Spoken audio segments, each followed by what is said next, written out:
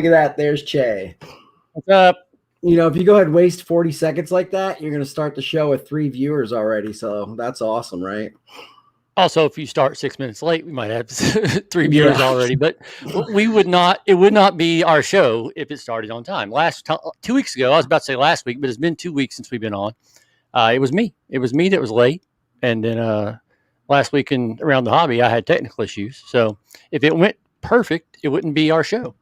Yeah, and you know what? It's like you say with cards. It's not perfect, but it's mine. It's not mint, but it's mine. Yep, it's not the show's mint, not mint, but it's ours. And our buddy Zach's on here watching. Right. So we got our welcome to our show today. It's been 2 weeks since we were back. We were supposed to have our buddy Tom P. Willis on tonight, and he had to drop out with some last-second issues. So Che and I were like, hey, man, our Reds are terrible. They don't play until 10:10 because they're going to get swept by the Dodgers. So let's get on and talk some hobby stuff. So how are we doing today, Che? I'm doing good. It was so much more fun when the Reds were winning. Yeah. Isn't it more fun? Isn't it crazy how that works? If we could flip-flop I would have been so down in the dumps with the A's start. But if we could flip-flop what our start, we started, 5-1? The A's were 0-6. And then we've lost, 42, 43 in a row now? Something like I lost count. And the A's won 13 in a row. So it is what it is. It's baseball. It's the Reds. It's a long season. I can't watch them. So it is what it is. Yeah, they're just born to break your heart. They suck you in like, hey, we're really good. And then we're going to lose 13-11. It's, hey, we got this awesome offense, but we gave up 15 runs. And it's like, hey, we'll suck you back in just to break your heart again. So story of my life and my sports fandom. But yeah, man. What do you want to talk about? Well, both of us have some pretty big charity stuff going on this week. And I know I've got the Ripping for the Cure giveaway, but I don't know if you want me to start with that. You want to go ahead with the Jed Foundation? No, you go ahead and start with yours. I'm going to step up and shut my door real quick, and I'll be right back while you're talking with you. Cool. See, I already have. Oh, my door's not shut either. It's back there. But this week, we're doing Ripping for the Cure. Well, I'm not just doing it, but Eric Hecker, Ripping Gypsy, bunch of people are getting around, getting together, do Ripping for the Cure. It's scrolling across the bottom. So this week I decided, we had Carolina Card Collector on last time, or Carolina Card Exchange, my bad. He makes the awesome shadow boxes. And mine's right here. Wait a second. Here is mine that he made for me. Or actually, this is I love that one. Made for my wife. Love it. So I liked it so much. I said, hey, if we can get some donations, let's give one away. I'm going to buy it. They're going to pick out whatever they want, get it down to those guys down there at the Carolina Cards, and they're going to make it for them. So this week, starting today and through May 1st, that's what we're going to do. Every $10 donation gets you 1 spot in a random. Every $25 donation gets you 3 spots in a random. Eric Hecker just jumped on. He's going to be keeping track of the random or the donations. And then Saturday, live on the Rippin' Gypsy stream, they're going to be doing their stream like they do every Saturday. I'm going to pop in live with them. They're going to random off and choose the winner of that. And that's going to be awesome. I'm just going to talk to the person, probably DMs or whatever, however it is that I communicate with them. They can communicate down with the guys who make these awesome shadow boxes and get that made for them. And basically, my contribution is I'm paying for it. I like it so much. I dig this cause. We're trying to raise some money for Ripping for the Cure, so I'm paying for it. Get yourself some spots in the random with some donations. Eric Hecker, he tweeted that out earlier. I tweeted it. I believe Rippin' Gypsy did. And also the Ripping for the Cure handle there on Twitter. So that's what I've got going on this week, and I'm super pumped about it. So let's see if we can raise some money for a good cause over here with the Ripping for the Cure. Absolutely. Before we go any further, not his last comment, but the previous comment, I'm going to need you to share Eric's comment on the screen, please. And then I will talk. Yeah, thank you. Appreciate you, Eric, man. I love you, brother. No, Tom Wilson, I won't spend a lot of time on this. Tom Wilson and I, we're taking kind of a break this week from really promoting it because we got a lot of other stuff going on. We know people's money, is limited, right? So we want people to be able to focus on the Ripping for the Cure. Eric's done a tremendous job. Smash has done a tremendous job. You've contributed to that. But we do have our JED Foundation donations going on. We're going to go till May 23rd on that. So we're going to kind of just take a step back this week. And I mean, we got off to a great start. Our goal's $2,000. Through 5 days, we had raised $737 of that $2,000, and we still haven't even started selling stuff yet. So we feel like we're on a really good pace. Right before we came on the air, Kim J. Flanders just tweeted. When I get off here, I'll probably have 100 notifications because Kimmy J tweeted. We didn't sell anything. We did do kind of an incentive, kind of like you're doing. Hey, for every $10 donation, when we get to $300, I'm going to give away this Blake Jameson autographed Mike Trout Project 2020 card. So we had some pretty good donations, and I said, "Hey, if you donate $100, you get 10 entries." Kimmy had one entry, and somebody did donate $100. They had 10 entries, and when I ran the random, I rolled the dice, and it was 6. It ended up being 6 rounds. That person who donated $100 was on top for round number 1 through round number 5. His name was on top every time, and on the 6th round, Kimmy's name came up on top. Of course, that's Jeffrey's card. Everybody knows Jeffrey. So she just posted a picture right before we came on the air of Jeffrey holding the card. What an awesome tweet. I'm so happy that it went to Jeffrey. Blake Jameson's already cut a video and replied to her. He didn't just respond. He actually, Blake, he took the time to make a video saying that is so awesome. If you're ever in New York, and then he pans around the studio and says, "Come see me." He loved it. So it's making me feel really good. People have really stepped forward the donations. I went to the mailbox today when I got home. There was a couple of packages in there. I'm like, who are these from? I didn't order anything. Sports Cars Nation broadcast had sent me a package, said, "Here, can you use these in your auction?" So we've got I know Jen's watching tonight. She's donated something that we're going to have for sale later. She's also donated money as well. So I love to see it. It's for a good cause. The JED Foundation is there to promote mental health awareness and suicide prevention in our young adults and our teens. So it is a good cause. You won't see me talk about it much on Twitter this week, but kind of after Saturday, after Chris's stuff and Eric's stuff this weekend, we'll start tweeting about it again. But thank you for letting me talk about it. Awesome. Looks like Chris Vargo made a comment that he sent you one today too. So thank you so much, Chris. And you're talking about all the good things that people are sending you and donations to be auctioned off, and Blake Jameson, and all the wonderful things that are just going on today. I just can't wait to get to the end of the show and talk about the best thing we saw, because that's just my favorite part of the show. And I'm looking I keep looking down because I went through this box from 1988 today, because I'm getting ready for this giant sale I'm having on Saturday.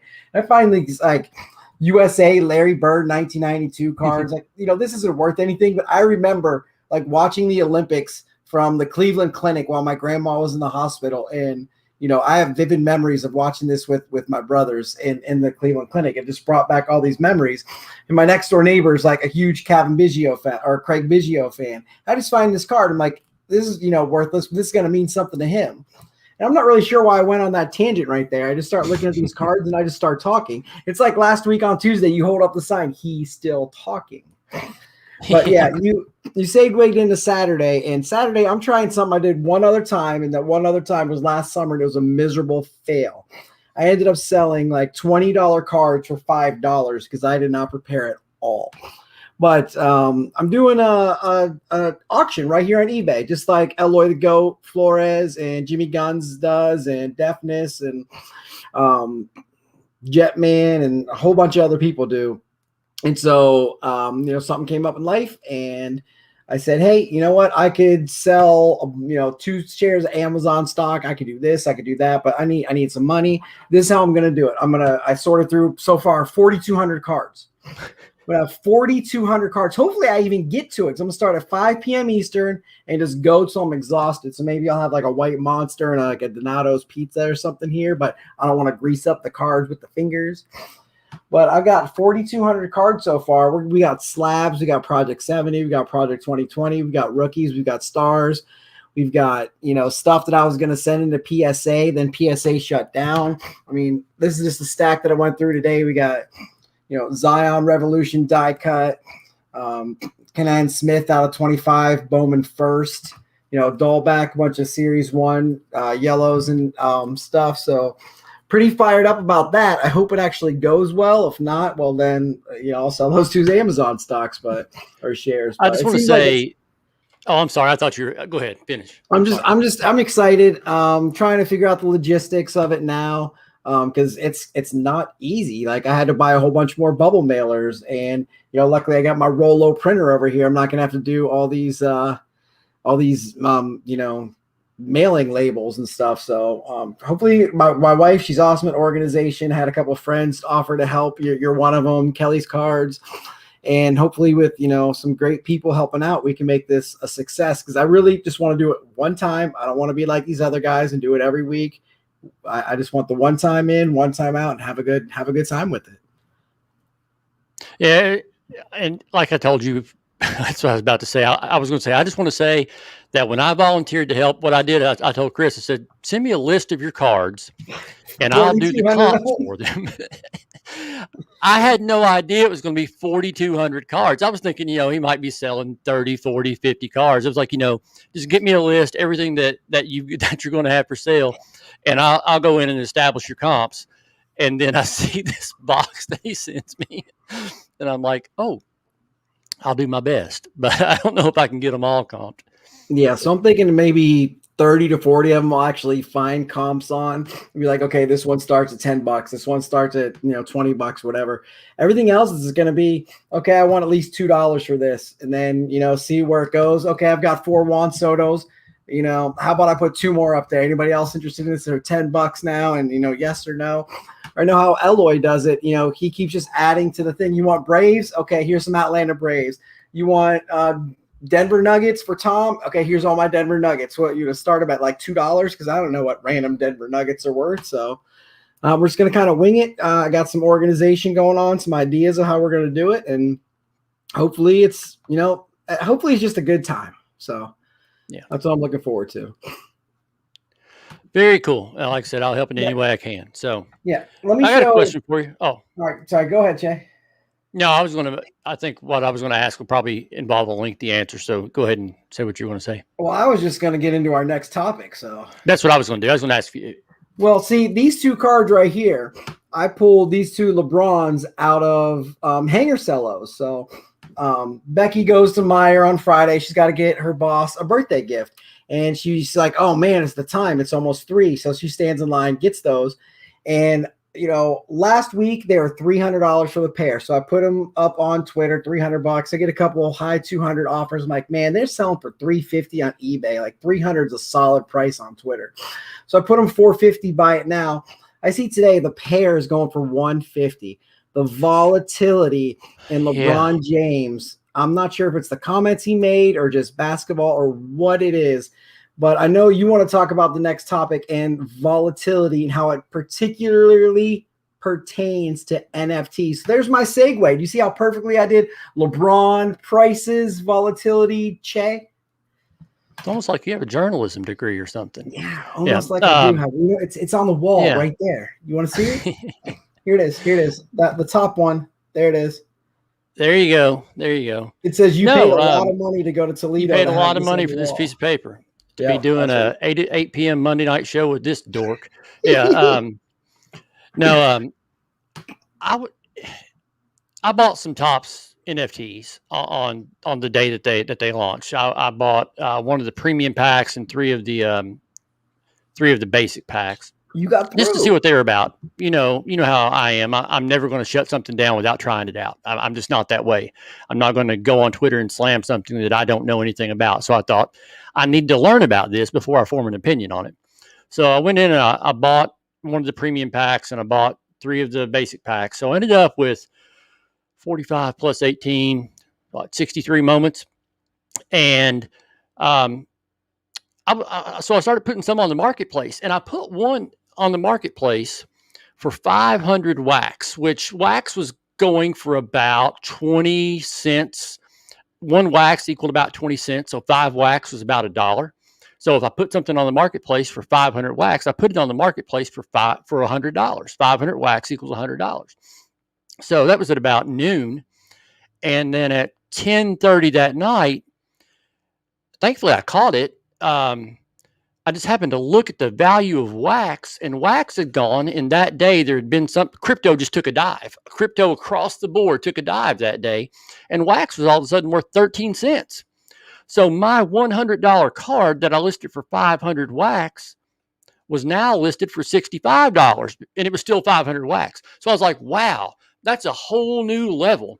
The collectibles industry, the hobby is already volatile. Your mean Mercedes goes 5 for 5 and his cards go up $1,000. Somebody goes in a 2-week slump and their card drops 67%. We've had to deal with that in the past. Now we've got to watch, if you're into the NFTs, not only do you need to pay attention to the volatility of what's happening with the player, you got to pay attention to the volatility of what's happening with, the crypto that you're invested in. It's kind of like investing in stocks. It's kind of like paying for your packs or your hanger box of Prism with your 401k or your stocks. I mean, you really got to pay attention. So there'll be people out there, savvy people, who can make a lot of money by paying attention to the market. You buy something for 100 wax when wax is worth 13 cents, and you sell it the next day for 100 wax when wax is worth 19 cents. The player didn't do anything. You made a lot of money, or you can also take a bath, and it's not necessarily relevant to what the player is doing. So, man, I don't want to say it's a dangerous game, but if you are thinking of getting into the Topps NFT, please be aware that it is not, bought and sold based on the value of the U.S. dollar. It's bought and sold based on the value of wax, which is more volatile than this hobby that we're used to being volatile anyway. It's just it's a double barrel. So just pay attention to it. So that's all I got. So I've got this piece of paper too that says I'm good at math, my MBA degree there. So apparently I've got a couple expensive pieces of paper that's going to help me with this. But yeah, the same's true with, you talked about Topps. I couldn't even get through. It said I bought 2 packs of each, and then 45 minutes later I got a refund, and Topps is tweeting out that, the website crashed. They're going to go live at 1, didn't work out. They go live at 1:30. And mine immediately got refunded. I didn't even know you got through. Literally every person I know that I was talking to about it that day got refunded. And there's another group I'm in, just the NFT chat group. And Lance the Don, he's one of the guys, and Brad RNG, he's one of the guys in there too. And they're like Ivan, watch the breaks. They're racing horses and breeding horses in this whole environment. I'm just trying to look and listen, and I just want to be a part of it because I wanted to learn. And I tell my wife, like, this is something that her brain comprehends that mine just doesn't. Like, I'm very good at the stock market. I'm very good at things that I can see a tangible reason why it's happening. I can understand why Home Depot stock's going up, or why, the dip in the stock market in March and then the boom right now. Like, I can understand when the Republicans and the Democrats, like, I get that stuff. The NFTs, it doesn't process properly in my brain, and they buy it off, Ethereum, which is just like the wax. It's just something else that's coin based, and it's not, real. That's why they call it non-tangible. It's not a tangible token. It's not like I got this card right here, or an actual dollar. Like, I can't just give you a dollar. It's all online, and it's in the blockchain. There's no regulation. And if you saw an article last week, this guy in, I want to say India, made off with $2 billion because he made like a Coinbase type app, and they had over 300,000 users on the app, and he just stole all of their money, all of their NFTs, all of their coins, or whatever you want to call them, stole them, cashed them out, and disappeared with $2 billion. And no one knows. I mean, I'm sure they'll find him, because it's you steal $2 billion, somebody's gonna find you, especially when it's 330,000 plus accounts. So, it's not regulated. I mean, if someone steals it, there's nothing really you could do, because it's not like, hey, I stole your hat off your head. There's nothing there. So I don't know. It's something that I've tried to study and I'm trying to learn, but it's like, I know my wife's brain and how it works differently than mine. Like, if she studied this for 20 minutes a day, I told her, in the morning, she gets up with Cooper before us every day. If he's watching Dino Ranch or something, look this stuff up, because you can make a ton of money. Because to me, it's a huge money maker. And I was talking to Nick Lucchese about it today. And, there's just so much going on with NFTs and the hobby. And like you said, you're not going to put something down without trying it. I'm almost to the point where there's too much new stuff to try, that I'm just like overwhelmed with stuff. And that's what I'm talking to him about. It's like, you got the NFTs, you got the tops, you got the horses, and you got Top Shot. I started liking Top Shot. We had my brother on and talked about it. We had Tom on and we talked about it. I kind of dig the Top Shot. And all it basically is watching YouTube videos and paying for them.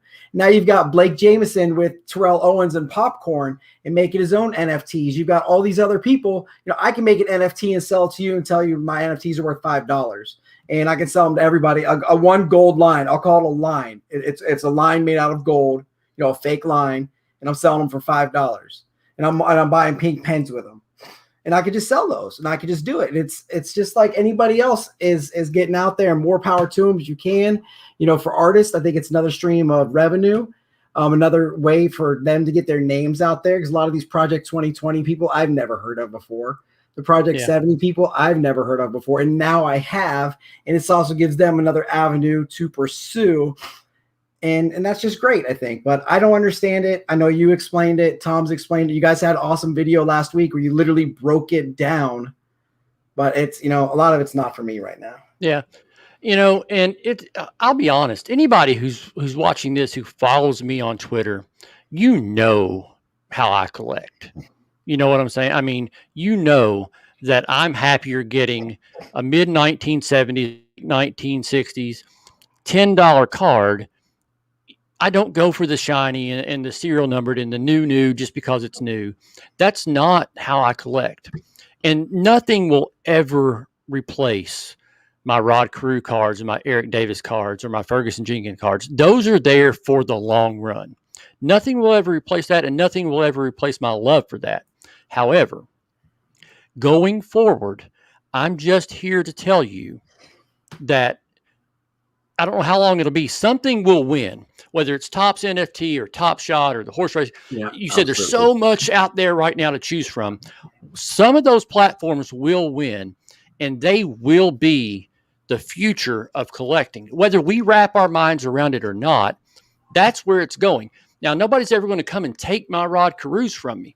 But in the future, if I want a new Rod Carew or a new card or a new collectible, there might not be many physical I can hold options for me. And I'm not trying to bring this down, but I'm just going to give you an example of what really brought it home for me the other day. And I posted a poll on Twitter and I saw the results. And I didn't come back and say, I got you. You see, you should understand this now, because I didn't want to be contrarian. But I posted on there, April 20th was the 2-year anniversary of my mom's passing. And I just happened to be going through some of her stuff, and I found the very last photo album that we had from a vacation we took when I was in high school, getting ready to go into college. And there was a physical photo album of physical pictures in the album. And that's how we used to take pictures and keep those memories for ourselves, was those physical stacks of photo albums on our bookshelves. And we would go pull out the albums and we would flip through the pages and we would physically look at those. And I can remember when digital photography came along, so many people said, I can't do that, because what if something happens to my phone or my camera? I need that hard copy. Cameras, those are my memories. I cannot imagine keeping them in a digital space where I can just go look at them somewhere digital. I need them hanging on my wall. I need them in that album. But I'm going to ask you this. When is the last time you went to Walmart or Walgreens and said, print these vacation photos that I just took? People just don't do it. They have converted to the digital world. And that's what's going to happen with our collectibles. Now, they're never going to take those photos that Mom and I had from Hawaii in 1997. Those are there forever. And they're never going to take my Rod Carews and my Fergie Jenkins. But going forward, this is the way it's going. And I mean, So I'm not going to just like throw it to the side because I need to learn about it. I need to keep up with it because, I mean, whether I like it or not, the train's on the tracks. And so that's all I got to say. That's brilliant, man. I saw that's kind of where you were going the other day with your tweet, and I never followed up about it. But I can tell you, my mother makes us take pictures like 50 times every single time we have a gathering. It's, hey, Chris, get your phone out. Hey, Ed, get your phone out. Brian, get your phone out. Get your pictures. Like, Mom, man, I just want to enjoy what's going on. She's like, no, you're never going to remember this. And I'll tell you, my parents go to Meyer and they print off photos. I go to their house. I look through my photo albums as a kid.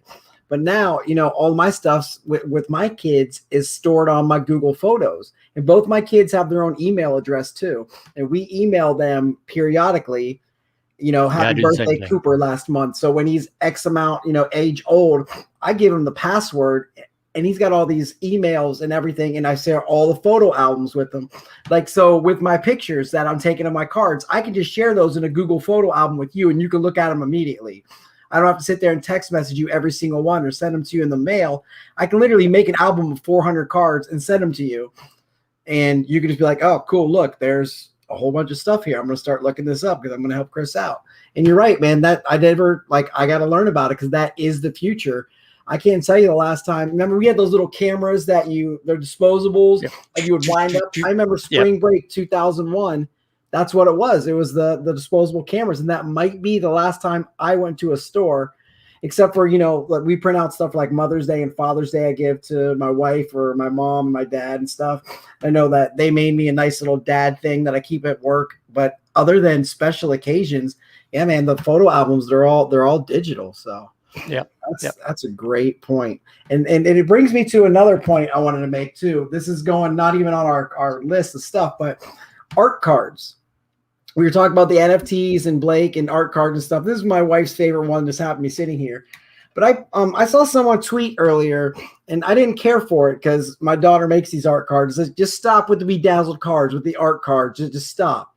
It's not cool. Like, I absolutely think it's cool. If you see Old Town Cards JB, he posted like 15 Juan Sotos that he had from different people who make custom cards. You ever seen LJ's custom cards? His stuff is amazing.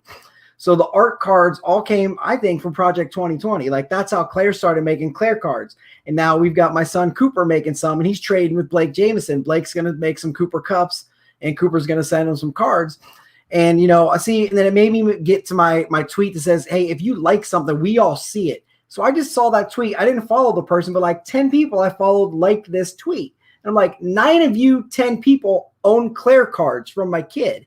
So, like, do you actually not like them? Are you just patronizing me saying, oh, my God, this is so great, and you tweet about it? Like, hey, I'm so lucky I got this Claire card sitting here. Or, like someone else mentioned, like, I'm just liking it so other people can see it. Like, I don't actually like this tweet. I'm just pushing the heart button so I can come back to it and for reference. But it's just, I don't know, got me on this little tangent because it kind of cheesed me to see that. Like, the whole reason my kid even likes collecting cards is because of art cards and because she bedazzled, the American Heart Association card last year. She bedazzled a Ben Ball or Mike Trout and Blake Jameson. Yeah, there's one for you right there. Blake Jameson, won it, and we got like $500 towards the American Heart Association due to a bedazzled card. So it's collect what you like, do what you like, but the art cards are here to stay. The NFTs are here to stay. Just move on if you don't like it. And Chris says he loves his, and our buddy Cyclone Pack Ripper Rich, he says he wants some Claire cards. So you know what? We just painted some this last weekend. I will get one in the mail to you, and I'll tell you why at the end of the show, because today is a special day, but we're not quite there yet, right, Che? Yeah. Yeah. I love the art cards too. If you see right behind me, I mean, I've got art cards hanging on my wall. Mark Mosley, I draw baseball cards, did those Jackie Robinsons. Tom P. Willis sent me a Satchel Paige art card. I don't even know who did it the other day, but I got it. And Tom made a great point on. Same guy I did. Looks like the same artist, right? Yeah. Yeah. I don't just the back of it. I don't know. Song. Yep. Same guy. Yeah. But Tom mentioned the other day, he's like, I tried Top Shot, and then the queue started being 300,000 people, and I couldn't do Top Shot. I tried Topps NFTs, I couldn't get in there like you talked about. You got the refund. I can't go to Target. I can't go to Walmart. I'm not going to the hobby shop to spend $500. My only option to buy something I like as a collector is art cards.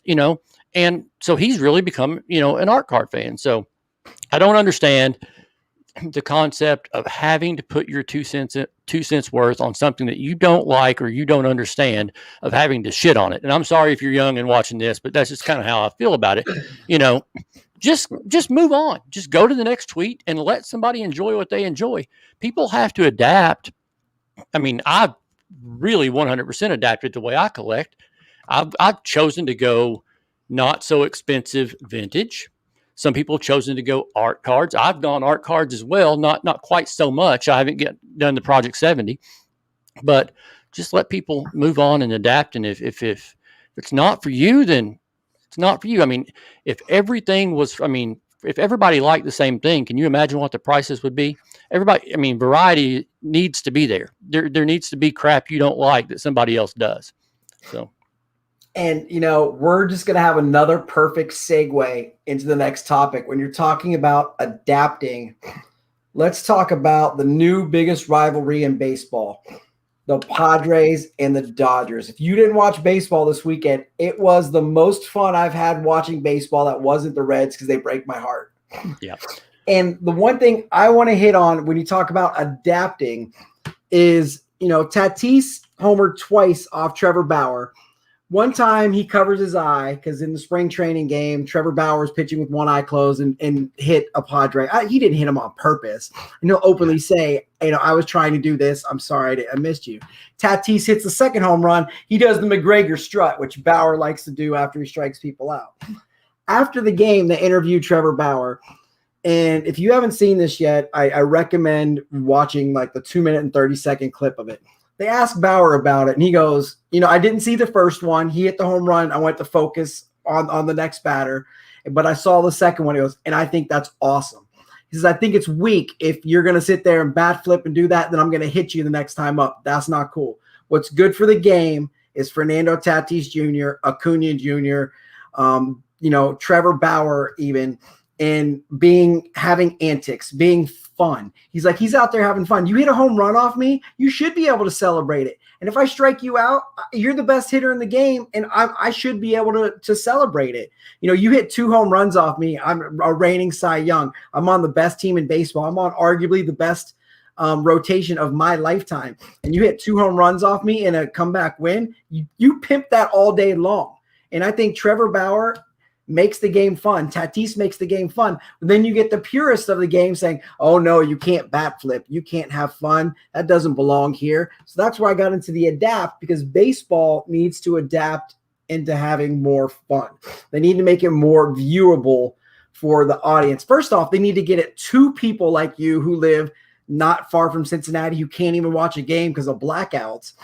And then they need to make it more viewable for people and not tell, Madison Bumgarner that he doesn't have a no-hitter because you forced him to only pitch 7 innings in a Major League Baseball game. That Major League Baseball, counts as a game. He still didn't have a no-hitter. I don't know how I got on Bumgarner because that's been making me mad. But Trevor Bauer and Tatis and the Padres and the Giants are absolute must-watch TV right now. Yeah, I watched the Padres Dodgers. I watched the game Sunday night baseball.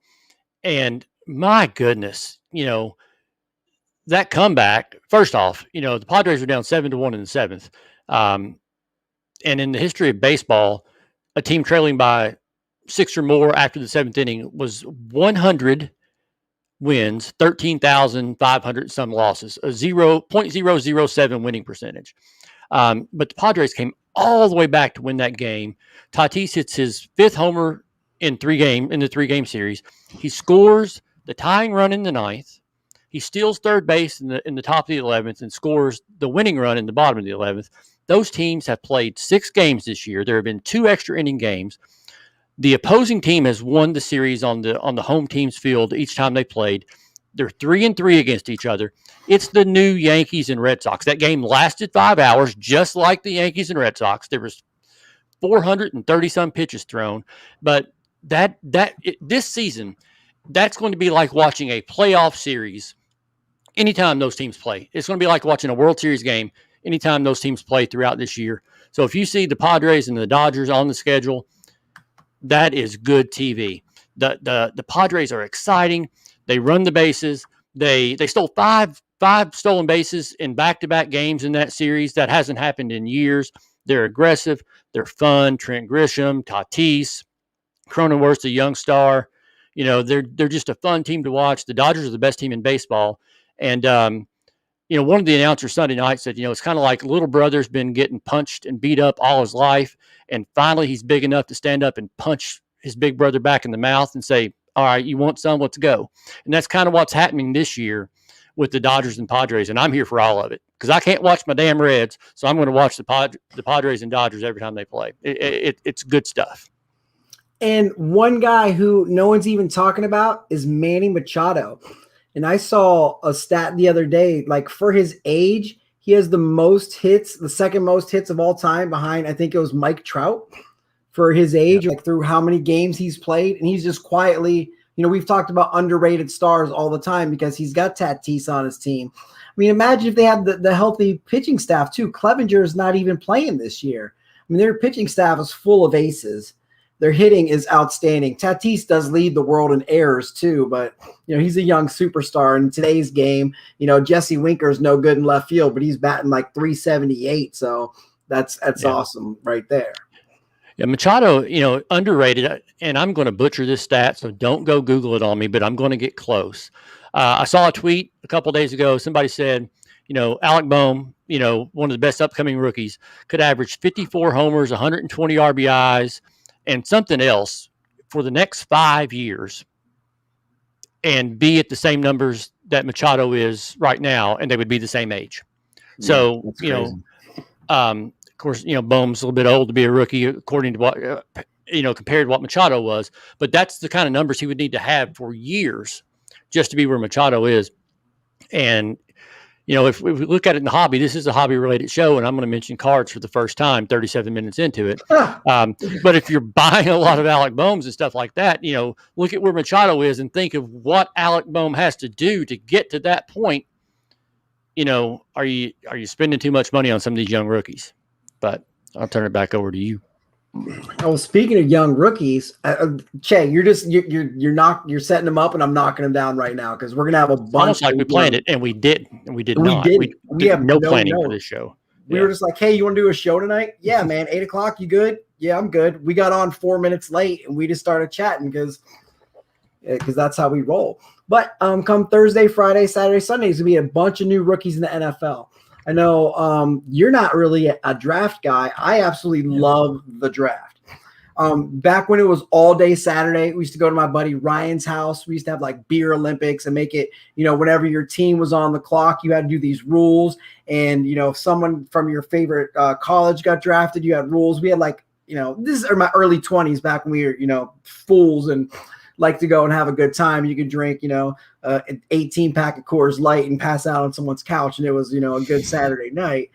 But, I liked it a lot better when it was one day. Now it's spread over 4. It's going to be in Cleveland this year. I've tried to get there, but obviously I can't with the COVID and everything. They're only allowing X amount of people in. It's like, the one time the city of Cleveland gets something and we can't go. But I'm super fired up for Denver. I'm kind of hearing Justin Fields. I'd much rather have Micah Parsons or Patrick Surtain, maybe Nick Fraley from Virginia Tech. He sat out last year with COVID. So did Micah Parsons. I'm a big Drew Lock believer, but everyone thinks Trevor Lawrence is going 1. It was Fields 2 all the way. Now all of a sudden Zach Wilson. Now reports today that San Francisco is going Trey Lance at number 3, and then with the Bengals, are they going to go with wide receiver? Are they going to go with tight end Kyle Pitts or offensive line?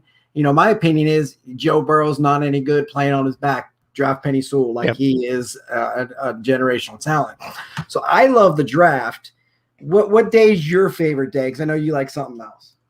Yeah, in football, I've never been a big draft guy, and I'm not knocking. I mean, I understand why you get it. It doesn't do it for me.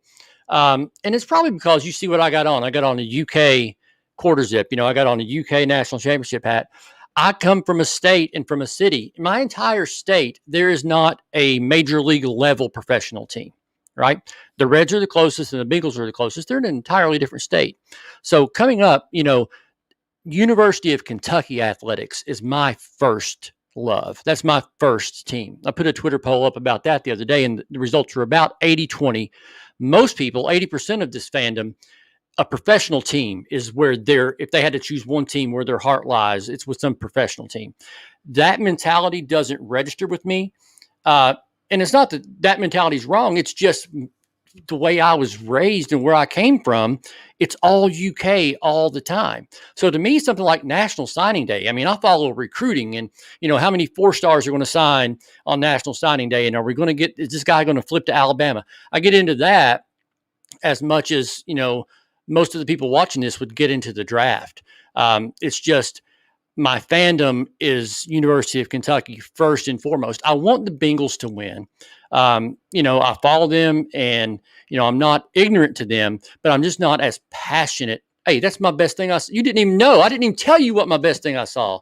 No, but it's just, I'm passionate about the University of Kentucky because that's my first sports love. And I don't have that same passion for any major league level across the sports teams. Reds by far are the closest to that.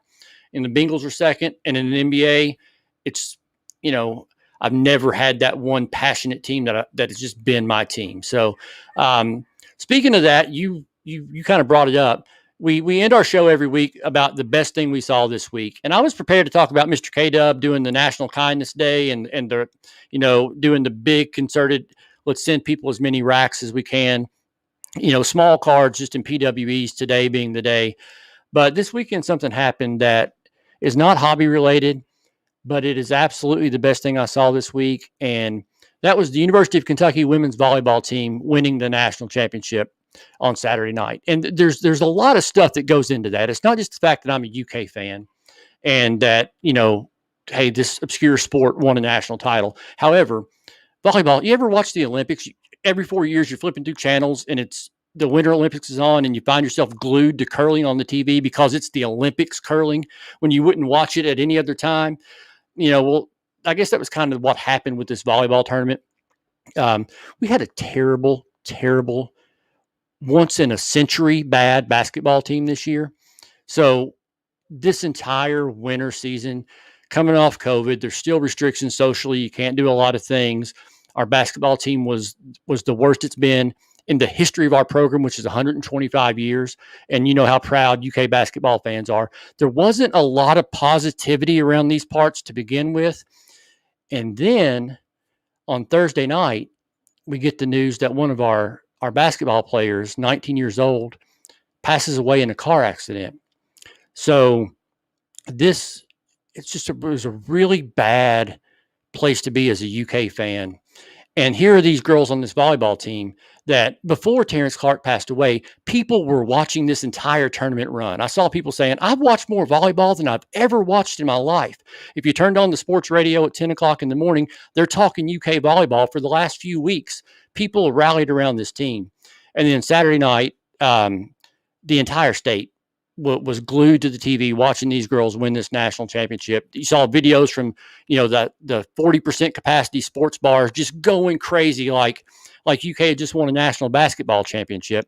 And just the way that they rallied this community and gave them something to be happy about, something to celebrate, something to be normal about around here, was just amazing. And I think along the way, probably what's happened is they're going to have a lot of new volleyball fans in the future because people saw, oh my God, the athleticism on display on this court is amazing. And these, I mean, it was just something to behold. And it was by far the best thing I saw this week.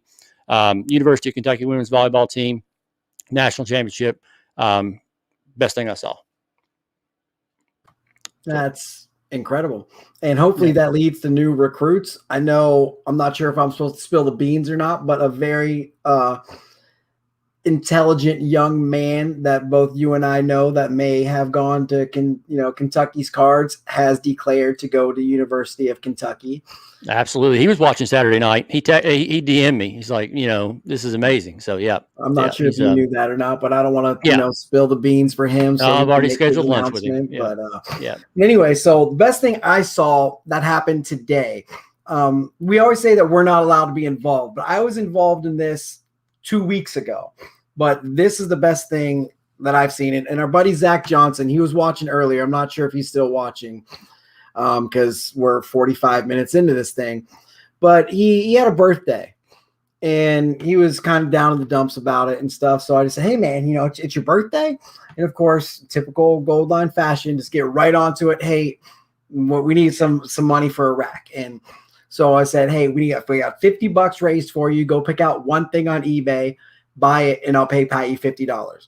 He's like, all right, great. That's not even the point. So in our Cardboard Connection group that, you're part of and everything, some other guys like, hey, I've got this really cool. He's a huge Tennessee Titans fan, loves Marcus Mariota, like PC's Marcus Mariota, like nobody's business. I believe he bought a pylon or it was gifted to her or something, a pylon of Marcus Mariota that autographed. So today he tweets this out. See if you can see. Autographed football. Yeah, it's deflated, but it's an autographed football of Justin Hunter, number 15. And it's from our buddy Ross Shelton. R. Shelton 515 says, happy birthday. Please add this Justin Hunter Titans autograph to your collection. And, he had no idea this was coming. Zach, he thought that the $50 he bought a autographed Marcus Mariota. I think it was like an 8x10 photo for his wall. I said, hey, you're going to get a couple more things coming in the mail to you. But he had no idea what. And imagine just sitting at home one day, you're watching SpongeBob or UK football or whatever you're watching. You're watching the Reds tonight, and they're terrible. It's your Mags. They're down 11-0 because Mookie Betts just hit a grand slam and somehow accounted for 5 runs instead of 4. And you get an autographed football like Benny Snell just shows up at your door because I know that's your guy. It's my guy. And so, or your favorite, a UK guy, and out of nowhere, it just shows up because Ross is awesome. Zach's awesome. We just want to make his day. And so that was the best thing I saw today was Ross just, hey, you know what? This belongs in your collection. We talk about that all the time. What cards, I could sell you a $3 card or I can just give it to you, or it happens with Jesse Winker all the time with my kid. Like, hey, I've got this Jesse Winker card here. It's been sitting in a shoebox for 3 years because no one knows who Jesse Winker is until last month. I could give it to a 5-year-old kid and make her happy, or I could like sell it to you for $5. Like, what are you really gonna do? Is $5 really that important to you? So he just said, hey, this belongs in your collection. It doesn't belong in my shelf or in my closet or whatever. I'm not gonna charge you, $15, $20, whatever it's worth. I'm just gonna send it to you because it's gonna make you happy. And that's what he did. He just sent it to him because he knew it would make him happy. And that's the best thing I saw today because one person said, hey, I have this. I think you would like it. I'm going to send it to you. This person said, I love it. I'm very happy. Thank you. And that's just how it should be. Yeah. Plain and simple. That's what it's about, man. That's what it's about. Good people doing good things. And you know what? I had a whole banner, good people doing good things to go on the bottom, but I didn't put it up. Now you have. So yeah, now I have. All right, that's all I got tonight. We are 48 minutes in, so closing in on 50. You got anything else before we say goodnight today? No, just appreciate you having me, man. It feels like it's been forever. It's only been 2 weeks, but I always enjoy it. Whether we got it planned or not, whether we, have a structure to it. I just enjoy sitting and talking with you. We don't get to do it enough. Life happens, kids, work, jobs, other things go on. So I always count on this to enjoy an hour of my evening talking to my friends. So appreciate you. Absolutely, man. The Mondays and the Tuesdays are just, there's not enough of them because anytime you can sit down and talk with your buddies, like face to face, we can DM all day long, but it's a completely other monster. You live 4 hours away, but we can actually sit here and have a conversation. But I do want to end, reminding people of the Jed Foundation that you're doing. The Ripping for the Cure that's going on this week with what I'm doing, which is if you go to the website, we'll have posted on Twitter. Eric Hecker ripping for the Cure, ripping Gypsy, and me. I bought or I'm going to buy a shadow box from the Carolina Card Exchange. Every $10 get you one spot, 25 get you three. We'll have a random on Saturday. And Saturday night, I'm having the huge Twitter auction sale a la, Eloy and Jimmy Guns, their style. So just want to remind people Now, of, just to of be those clear, three things. that'll be YouTube, right? You're doing that on Yeah. YouTube, right? That will be Okay. right here on my YouTube. The box is too far away to show because it's super heavy, but I've got two of those full now that I showed you. So we'll have slabs, rookies, old time guys. Somebody please buy LeBron. I don't want him in my house anymore. So, I've rambled on enough. Where's Che with his little signs as he's still talking? So, I went to get it earlier because I had a message for Eric Hecker that I wanted to put while you were talking, but it's too far out of reach. So, I'll just end it. I don't have a sign, but just thank you guys for watching. Appreciate the heck out of all of you guys. Peace and love, and we'll see you next time. All right. Thank you.